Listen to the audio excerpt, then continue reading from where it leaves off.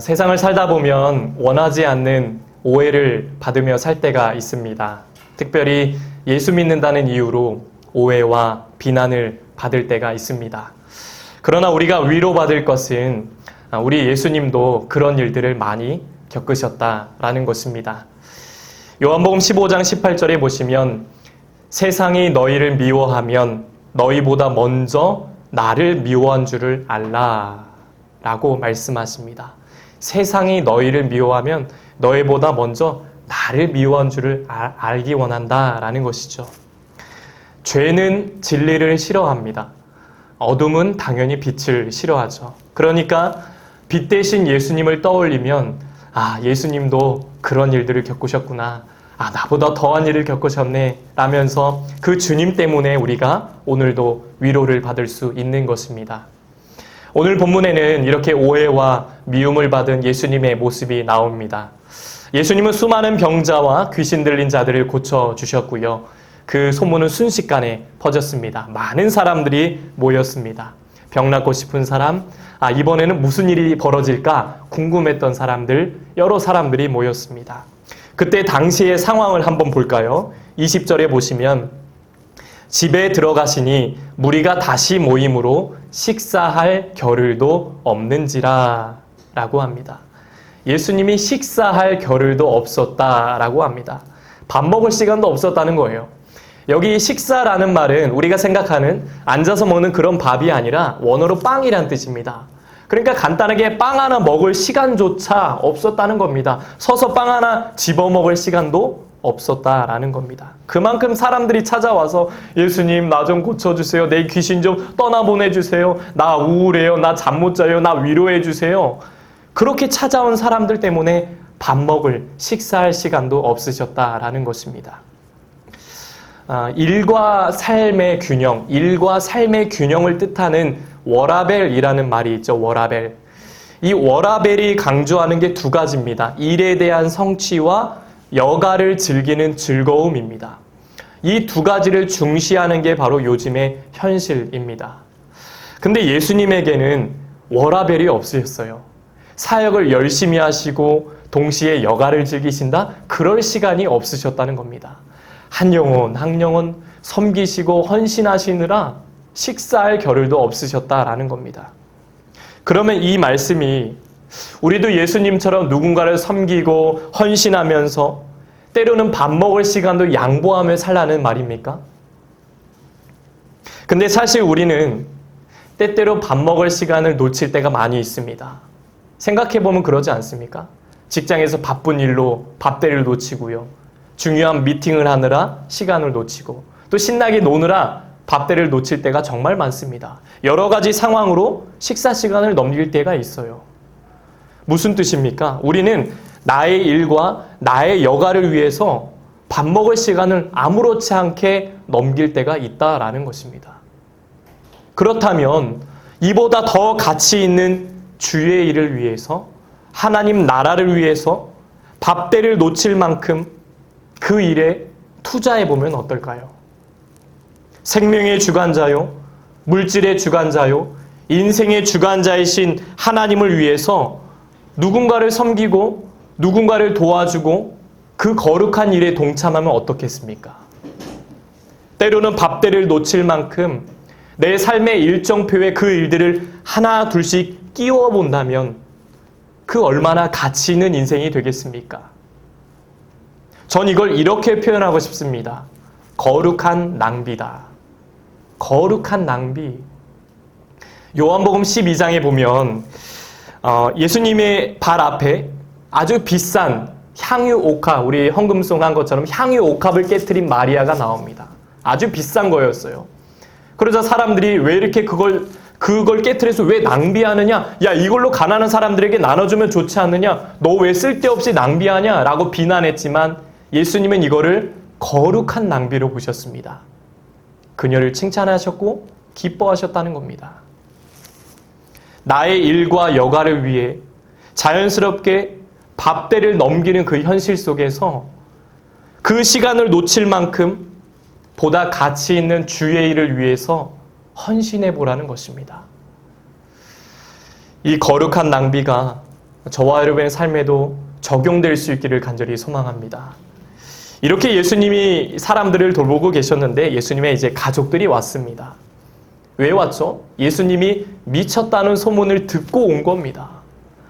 아니, 예수님은 좋은 일을 참 많이 하셨어요. 많은 사람을 고쳐주시고 섬겨주셨습니다. 근데 그 소문이 아주 이상하게 퍼진 거예요. 저 예수가 미쳤다는 겁니다. 정신 나갔다는 거예요. 오늘 21절 말씀인데요. 우리 함께 읽어보겠습니다. 시작. 예수의 친족들이 듣고 그를 붙들러 나오니 이는 그가 미쳤다 하밀러라. 아멘. 여기 붙들러라는 말은 원어로 크라테사이라고 하는데 이 말은요, 체포하다라는 뜻입니다. 붙들러, 체포하다. 그러니까 당시에는 이 정신 이상자들을 따로 격리하는 시설이 없었거든요. 그래서 이 가족들이 혹시 모르는 피해를 예방하기 위해서 예수님을 붙들러 아주 그냥 체포하러, 강하게 체포하러 그 자리에 온 겁니다. 그들은 가족이었지만 예수님이 누구신지 제대로 알지 못했던 것입니다. 그러면 왜 이런 소문이 돌았을까요? 왜 미쳤다는 소문이 돌았을까요?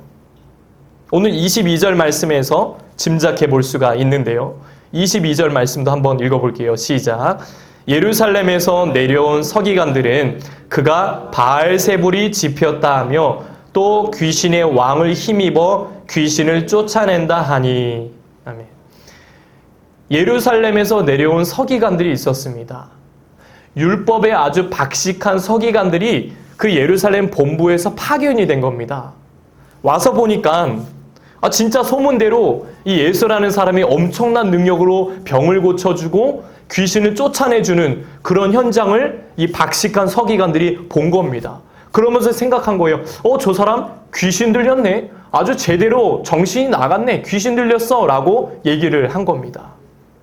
여기 오늘 이 바알세불이라는 말은 바알과 세불의 합성어입니다. 그러니까 바알은 주라는 뜻이고요. 세불은 높은 처소라는 뜻입니다. 그러니까 이걸 바알세불 합쳐보면 귀신의 왕이라는 뜻입니다. 집혔다라는 말은 사로잡다라는 뜻입니다.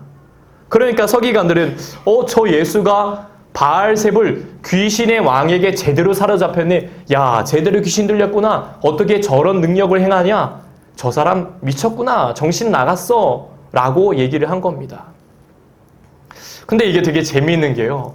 서기관들은 예수님의 능력을 일단 인정은 한 겁니다. 인정은 했어요.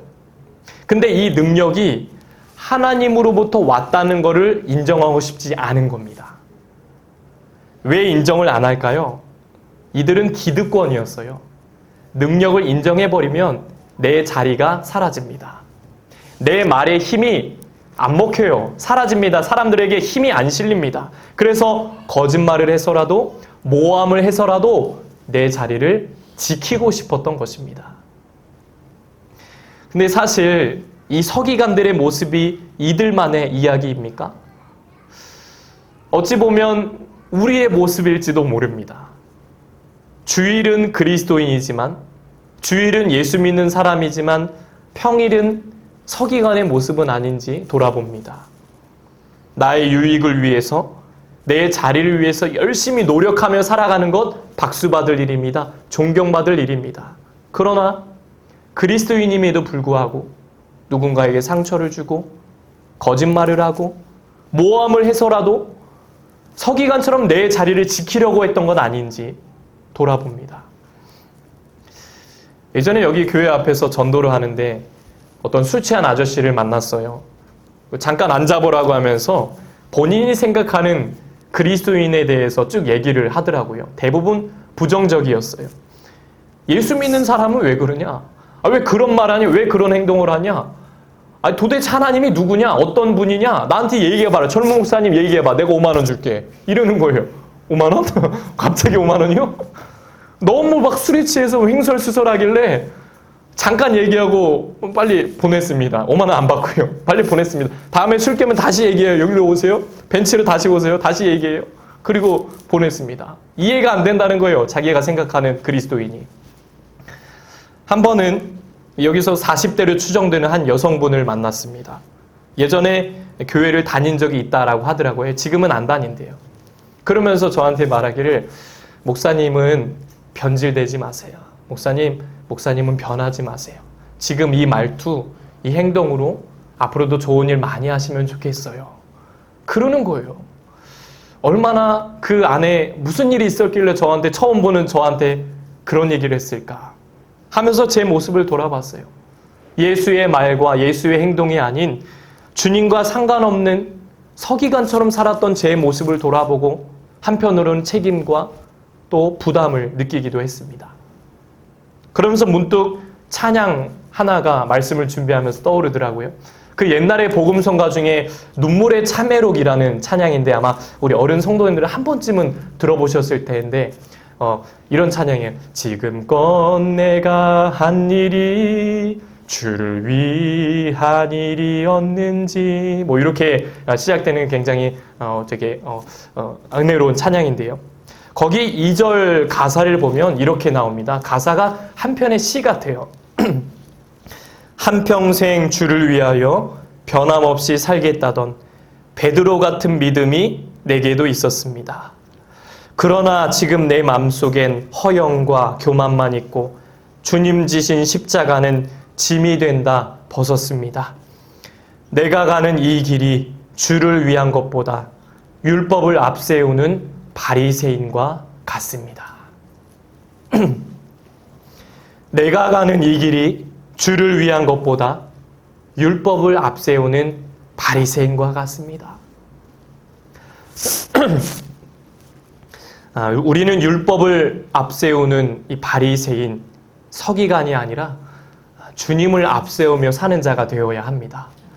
나의 권력과 나의 명예를 위해 사는 자가 아니라 하나님을 위해 사는 자가 되어야 할 줄로 믿습니다. 오늘 예수님은 저 사람 귀신 들렸어, 예수에 미쳤어 라는 미쳤다라는 소리를 들으셨습니다. 여러분 혹시 신앙생활 하면서 예수에 미쳤다라는 소리 들어본 적 있으십니까? 야, 교회 너무 빠진 거 아니야? 이런 소리 들어보셨습니까? 과거에 우리 신앙의 선배들이 그러셨죠. 밤낮 할 것 없이 매일같이 교회에 가서 그 먼 거리를 그렇게 걸어가셔가지고 교회에 가서 막 눈물로 그렇게 기도하면서 그 텅텅 빈 성전에서 막 눈물로 우셨습니다.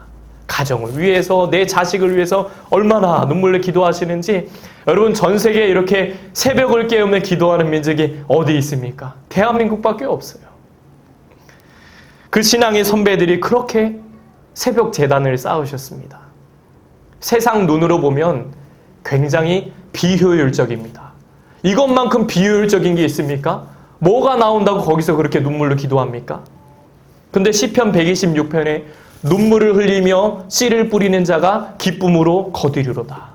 그 말씀의 열매로 이 대한민국이 복을 받았고요. 그 후손들이 복을 받은 것입니다. 부인할 수 없는 사실입니다. 그렇게 눈물로 기도하셨기 때문에 그 후손들 자식들이 그 응답의 열매를 받아 먹은 것입니다. 세상에 볼 땐 비효율적입니다. 세상 눈으로 보면 기도한다는 것, 신앙생활 한다는 것, 굉장히 비효율적이에요. 투자 대비 얻는 게 별로 없어요. 인간적인 눈으로 보면. 그렇지 않습니까? 그러나 이거는 앞서 언급해드렸던 거룩한 낭비요, 하나 더 거룩한 비효율이라는 것입니다. 거룩한 비효율이에요. 그리스도인으로 산다는 것은, 때론 예수에 미쳤다라는 소리를 듣는다는 것은 거룩한 비효율로 사는 것을 말합니다. 주일에 이렇게 날씨 좋은 날 예배를 드리는 것, 세상에 볼 땐 비효율적입니다. 기도를 날마다 쌓는다, 헌신을 쌓아간다, 굉장히 비효율적입니다. 그러나 우리는 알고 있어요. 썩어 없어질 세상을 위해 사는 것보다 영원한 생명이 있는 저 하나님 나라를 위해서, 주님의 나라를 위해서 사는 것이 더 가치 있는 일임을 알기 때문에 우리가 그 일에 투자를 하는 것입니다. 저 하늘에 계속 쌓아가는 것입니다. 거룩한 비효율, 이것이 그리스도인의 삶이 되어야 합니다. 주님도 그렇게 사셨기 때문입니다. 오늘 그렇게 서기관들이 예수님이 바알세불의 힘으로 귀신을 쫓아낸 거라고 막 우겼습니다. 그러자 예수님은 말씀하세요. 오늘 24절에서 26절에 보시면 또 만일 나라가 스스로 분쟁하면 그 나라가 설 수 없고 만일 집이 스스로 분쟁하면 그 집이 설 수 없고 만일 사탄이 자기를 거슬러 일어나 분쟁하면 설 수 없고 망하느니라. 아멘. 이 말씀은 간단합니다. 야, 너네는 같은 편끼리 싸우냐? 아군끼리는 싸울 수가 없습니다. 한 나라가 서로 싸우면 망하지 않느냐? 가정도 서로 싸우면 흩어지지 않느냐? 사탄이 서로 싸우면 망하지 않느냐라는 반론을 제기하십니다. 예수님은 귀신을 쫓아내셨습니다. 그러니까 예수님은 귀신의 편이 아니라는 겁니다. 야, 서기관들아, 너희는 지금 말이 안 되는 소리를 하고 있는 거야 라고 하시는 겁니다. 예수님이 귀신을 쫓아내신 것은 사탄보다 더 강하시기 때문에 결박해서 승리한 사건이라고 예수님은 말씀하시는 것입니다. 그러면서 아주 중요한 말씀을 하세요. 오늘 29절 말씀인데요. 29절 우리 함께 읽겠습니다. 시작. 누구든지 성령을 모독하는 자는 영원히 사하심을 얻지 못하고 영원한 죄가 되느니라 하시니. 아멘. 여기 이 성령 모독, 성령 회방은 단순한 말이 아니라 태도를 가리킵니다. 태도. 서기관들은 예수님의 능력을 성령이 아니라 사단의 능력으로 돌려서 이 성령을 회방한 것입니다. 그러니까 예수님은 그 일을 방해한 서기관들에게 너희들 용서받을 수 없다라는 심판의 메시지를 남긴 것입니다. 이렇게 서기관들이 예수님을 대적했습니다. 자, 그럼 반대로 예수님의 가족들은 어땠을까요? 가족이니까 뭐 예수님의 사역을 잘 이해해주고 도와주는 게 맞지 않습니까? 아까 처음에 가족들이 예수님을 붙들러 왔다라고 했었죠. 왜죠? 예수님이 미쳤다는 소문을 듣고 야, 진짜 미쳤구나 라는 그 소문을 듣고 온 겁니다. 가장 잘 이해해 줘야 될 가족이 예수님을 오해한 겁니다. 이들은 예수님을 육적으로만 알았지 그 이상을 알지 못했던 것입니다. 오늘 31절 이하에 보면 사람들이 예수님께 말해요. 당신의 가족이 밖에서 당신을 찾나이다 라고 알려줍니다. 예수님에게 알려주세요. 그러자 예수님은 누가 내 어머니며 누가 내 동생들이냐? 이런 말씀을 갑자기 하세요. 굉장히 서운한 멘트예요. 가족이 들으면 되게 섭섭하지 않겠습니까? 누가 내 엄마냐? 누가 내 가족이냐? 너무 상처받을 서운한 말씀을 하세요. 근데 그 다음의 말씀이 더 충격적입니다. 34절에 보시면 둘러앉은 자들을 보시며 이르시되 내 어머니와 내 동생들을 보라 라고 하십니다. 가족을 중시한 유대인 사회에서는 있을 수가 없는 일입니다. 사람들은 야, 저 예수가 진짜 미친 거구나. 아니 가족도 몰라보네? 이런 생각을 했을 겁니다. 그런데 예수님은 진짜 부모와 형제를 부정하고 무시한 게 아닙니다. 예수님은 불효자가 아닙니다. 요한복음 19장에 보면 예수님이 십자가에 달리셨을 때 요한에게 제자에게 이런 부탁을 하세요. 요한아, 내 육신의 어머니를 잘 좀 부탁한다. 너가 대신 내 어머니를 잘 좀 모셔달라. 라고 예수님이 부탁을 하세요. 그럼 예수님의 이 말씀, 누가 내 어머니이냐, 누가 내 동생들이냐, 이건 무슨 뜻일까요? 예수님은 육신의 가족 이상의 새로운 가족을 말씀하신 겁니다. 바로 영적인 공동체입니다. 영적인 가족을 말씀하신 겁니다. 그러면 구체적으로 예수님 말씀하신 이 영적인 가족의 기준이 무엇일까요? 오늘 35절에 나오죠. 35절 말씀 함께 읽겠습니다. 시작. 누구든지 하나님의 뜻대로 행하는 자가 내 형제요, 자매요, 어머니이니라. 아멘. 누가 영적인 가족입니까? 예. 예수님의 가족은 혈통으로 맺어진 자들이 아니라 하나님의 뜻대로 행하는 자들이 가족이다 라고 말씀하십니다. 하나님의 뜻대로 행한다는 건 무슨 뜻일까요? 성경은 말합니다. 복음을 전하시는 예수님을 하나님의 아들로 믿는 것입니다. 요한복음 6장 29절 말씀 우리 함께 읽어보겠습니다. 시작. 예수께서 대답하여 이르시되 하나님께서 보내신 이를 믿는 것이 하나님의 일이니라 하시니. 아멘. 하나님께서 보내신 이를 믿는 것이 하나님의 일이니라. 하나님의 일은 다른 게 아닙니다. 예수님을 믿는 것입니다. 예수 믿는 사람들은 종종 착각을 합니다. 내가 예수 믿으면 뭔가를 해야 한다고 착각을 해요. 틀린 말은 아니에요. 맞는 말이죠. 우리는 주님의 값없는 은혜로 구원을 받고 자녀가 되었습니다. 그래서 우리의 삶은 더 이상 나의 것이 아닙니다. 모든 것이 은혜, 은혜. 나의 모든 것은 주님의 것입니다. 그러므로 그리스도인의 모든 것은 하나님을 위해 사용되어야 합니다. 내가 먹고 마시고 일하면서 모든 것들은 주님의 영광을 위해서 사용되어야 합니다. 내게 주신 재능, 내게 주신 달란트, 은사 모두 주님을 위해서 써야 하는 것입니다. 주님이 나 같은 자를 구원해 주셨고 나 같은 사람을 사랑해 주셨기 때문입니다. 그러나 우리는 하나님을 위한 일이 무엇인지 생각해 봐야 합니다. 주님은 말씀하세요. 나를 믿는 것이 하나님의 일이다. 예수를 잘 믿는 것이 하나님의 일입니다. 예수를 하나님의 아들로 인정하는 것이 하나님의 일입니다. 예수를 잘 믿는다는 것은 교회에서 이런저런 일을 혼자 다 하는 게 아닙니다. 예수님을 예수님으로 인정하며 사는 것입니다. 그분을 내 삶의 주인으로 모시고 중심에 모시고 그 말씀에 순종하며 사는 것입니다. 더 나아가 예수님의 인격을 하나하나 닮아가는 것입니다. 하나님의 일은 무엇입니까? 예수님을 제대로 믿는 것입니다. 누가 내 삶의 주인인지를 알고 제대로 믿어보는 것입니다. 우리에게 이런 본질적인 믿음이 회복되기를 원합니다.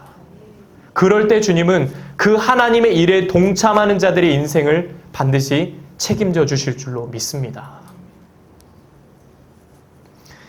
송종근 목사님의 사람은 돈이다 라는 책에 보면 이런 이야기가 나옵니다. 우리가 쓰는 돈 있잖아요. 그 그림 볼까요? 저 5만원권 지폐. 저 5만원에 사용된 위조 방지를 위한 장치가 10가지가 넘는다라고 합니다. 예를 들어서 띠 홀로그램, 숨은 그림 등 다양하고 복잡한 장치가 이 돈에 사용된 것은 위조를 방지하기 위해서라는 것입니다. 그래서 진짜와 가짜를 구별하는 이 도구들을 여기 지폐 안에 숨겨둔 것입니다. 차별성을 둔 것이죠. 예. 그러면 하나님을 믿는 성도와 그렇지 않은 사람과의 차별성은 어디에서 나타날까요? 믿음에서 나타납니다. 일반 사람들은 믿음이 없고 그리스도인은 믿음이 있습니다. 근데 일반 사람과 성도의 차이는 이 믿음의 유무로만 구분할까요? 예수님은 오늘 35절 말씀에서 성도의 본질을 말씀하십니다. 성도란 누구인가? 하나님의 뜻대로 살아가는 사람들이 성도다라는 것입니다. 그러면서 이 책은 이런 말을 남깁니다. 볼까요? 이는 성도의 본질이 하나님의 뜻대로 사는 것에 있음을 보여줍니다. 일반적으로 사람은 자신의 생각과 판단대로 살아갑니다. 그 생각과 판단의 기준은 언제나 나입니다. 그러나 성도는 그 판단과 행동의 근원을 하나님께 둔 존재입니다. 나를 위한 판단과 행동이 아니라 하나님의 뜻, 하나님의 말씀을 판단과 행동의 기준으로 삼고 산다는 것입니다. 그렇게 살아가는 사람들을 성도라고 부릅니다. 라고 합니다. 돈에 가짜를 구별하는 장치가 있다면 성도에게는 가짜를 구별하는 믿음이 있어야 하고요. 플러스 실천하는 행동이 있어야 한다라는 것입니다. 누가 성도입니까? 우리는 가짜가 되어서는 안 됩니다. 입으로만 주여 주여 외치는 자가 되어서는 안 됩니다. 주님을 향한 믿음이 있어야 합니다. 더 나아가 나를 위한 판단과 행동이 아니라 하나님의 뜻의 기준을 두고 그 말씀대로 하나님의 뜻에 맞나 안 맞나, 이게 하나님의 말씀이 맞나 안 맞나 기준을 두고 그 말씀대로 하나하나 순종하며 살아가는 것입니다. 이것이 성도라는 겁니다. 우리는 주님이 보시기에 어떤 성도입니까? 저와 여러분은 하나님이 보시기에 어떤 성도, 어떤 목회자입니까? 마태복음 7장 21절 말씀 우리 함께 읽겠습니다. 시작. 나더러 주여 주여 하는 자마다 다 천국에 들어갈 것이 아니요 다만 하늘에 계신 내 아버지의 뜻대로 행하는 자라야 들어가리라. 아멘. 하늘에 계신 아버지의 뜻대로 살아가는 자들이 천국 백성이다 라고 말씀하시는 것입니다. 네덜란드의 코리 텐 붐 여사 한 번쯤 들어보셨죠? 이 코리 텐 붐 여사는 2차 세계대전 당시에 독일의 나치 강제 수용소에서 수많은 핍박과 학대를 받은 인물입니다. 그럼에도 그녀는 그곳에서도 하나님의 사랑을 전하면서 많은 이들을 위로하는 삶을 살게 되었는데요. 이 코리 텐 붐 여사가 이런 말을 남겼습니다. 하나님의 뜻 안에서가 가장 안전하다. 하나님의 뜻 안에서가 가장 안전하다. 여러분, 우리의 삶은 하나님의 뜻 안에 있을 때 가장 안전한 줄로 믿습니다. 하나님의 말씀 안에 있을 때, 주님의 보호하심 아래 있을 때 가장 평안하다라는 것입니다. 우리는 예수 믿는다는 이유로 때로는 오해와 핍박을 받는 현실을 살아가고 있습니다. 그러나 그 어둠은 언젠가는 물러가게 되어 있습니다. 왜 그렇죠? 빛 대신 주님이 저와 여러분과 늘 함께 하시기 때문입니다. 웨슬리 목사님도 그런 말씀 하지 않았습니까? 이 세상에서 가장 좋은 것은 하나님이 우리와 함께 하시는 것이다 라는 말씀을 남기고 세상을 떠나셨습니다. 우리는 하나님의 뜻 안에 있을 때 가장 안전합니다. 여러분, 예수님을 제대로 믿어보시길 바랍니다. 이왕 예수 믿는 거 제대로 한번 믿어보시고 정말 이 땅에서 하나님의 뜻을 위해서 열심히 살다가 이 다음에 천국 백성으로 다 들어가시길 간절히 소망합니다. 그 말씀의 기준을 두고 순종하며 하루하루 살아가시길 바랍니다. 그런 성도가 되어서 하나님의 보호하심 가운데 하루하루 안전하게 살아가시고, 그래서 하나님이 예비하신 은혜와 축복을 누리며 살아갈 수 있는 저와 여러분 되시길 주님의 이름으로 간절히 축복합니다. 이제 함께 찬양하고 기도하겠습니다. 내 영혼은 안전합니다. 우리 함께 찬양하면서 결단하겠습니다.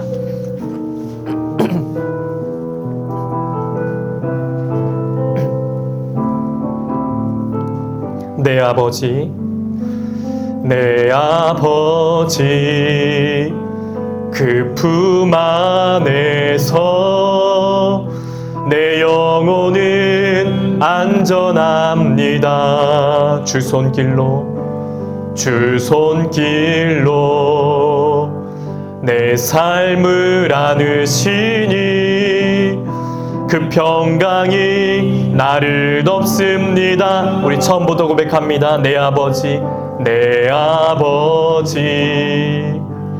그 품 안에서 내 영혼은 안전합니다.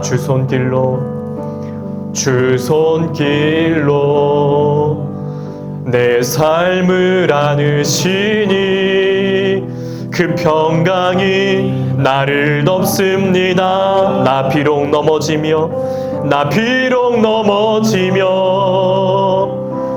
흔들리지만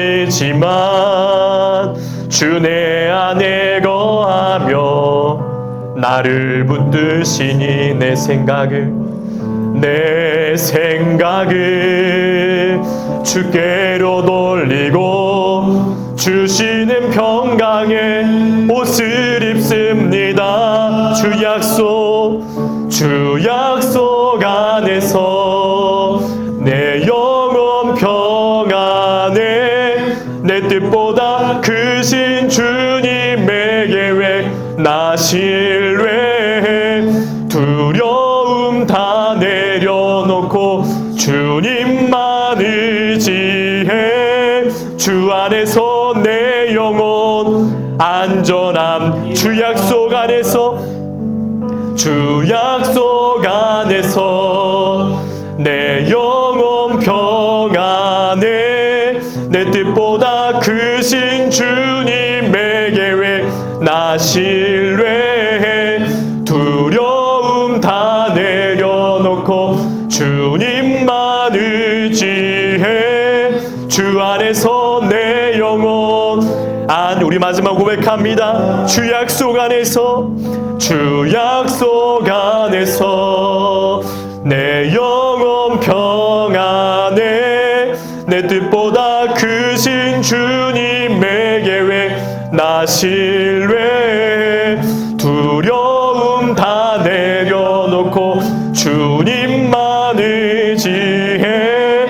주 안에서 내 영혼 두려움 다 내려놓고 주님만 의지해. 주 안에서 내 영혼 안전합니다.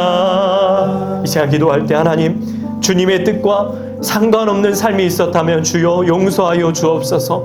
말로만 예수를 외치는 게 아니라 주님을 제대로 믿게 하여 주시옵소서. 그 말씀에 순종하며 살게 하여 주옵소서. 아버지의 뜻 안에 살겠습니다. 우리의 삶을 안전하게 보호하여 주시고 은혜롭게 지켜 주시옵소서. 이 시간 주여 엄문에시 우리 동서로 함께 기도하시겠습니다.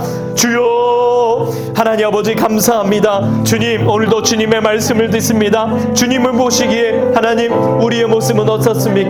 하나님이 보시기에 우리의 모습 어떻습니까? 괜찮은 성도입니까? 거룩한 성도입니까? 아버지의 뜻대로 살아가는 성도입니까? 하나님 아버지 혹여 그렇지 않은 모습이 있었다면, 서기관 같은 모습이 있었다면 하나님 우리의 모습을 용서하여 주시고 우리를 정결케 하여 주시옵소서. 주님의 뜻과 상관없는 삶이 있었다면 용서하여 주시옵소서. 회개하오니 정결케 하시고 깨끗게 하여 주시옵소서.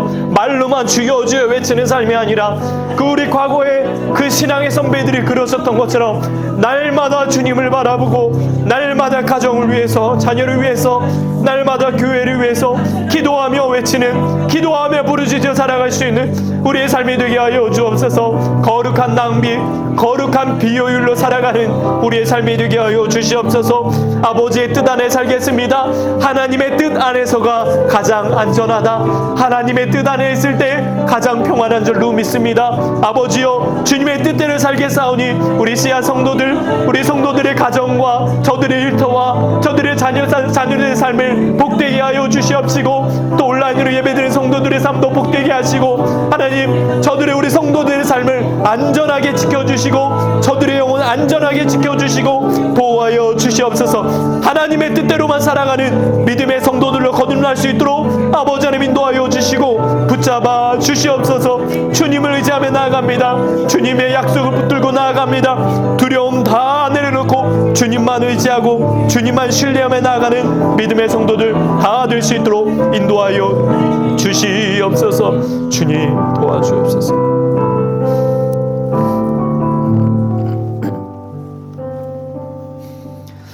하나님 아버지, 주님 뜻대로 살겠노라 결심했지만 그렇게 살지 못했던 적이 많았음을 고백합니다. 회개하오니 용서하여 주옵소서. 예수를 제대로 믿는 성도, 그 말씀에 기준을 두고 사는 진짜 성도가 우리의 모습 되게 하여 주시옵소서. 하나님의 뜻 안에 있을 때 가장 안전한 줄로 믿습니다. 고단한 인생일지라도 흔들리지 말고 예수를 제대로 믿고 사는 굳건한 삶이 되게 하여 주시옵소서. 주의 뜻대로 살겠습니다.